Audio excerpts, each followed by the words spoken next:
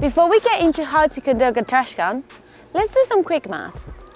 If there is around 9.1 million items of single-use pollution along the 220,000 kilometers of public rights-of-way around the UK, how many items is there per kilometer?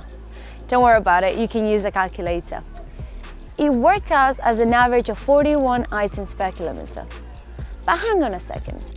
Even just by stopping to notice the single-use pollution you see when you're out for a ride or run or roam, you'll see that there are places where there's lots of single-use pollution and some where there's very little.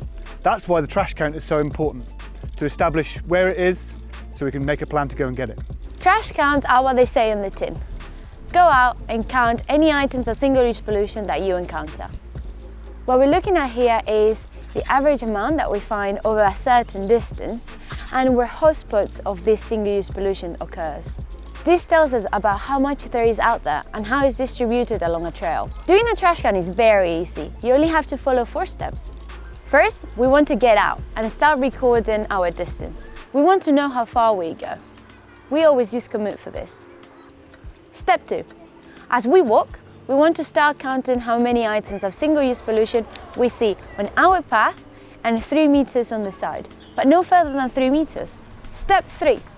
We want to stop every 100 meters or every kilometer if we're traveling very far and note down how many items we've counted so far.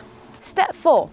When we're finished, we want to note down the total items we've counted, how far we've traveled and how long we took, and we want to submit it to our database.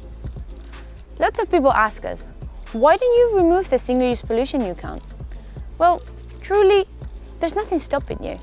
The reason why we don't do it is because that way, trash counts remains as a simple and fast contribution. Plus, you can always go back to remove it later. If you want to learn how to do that by following our methods, watch the next video.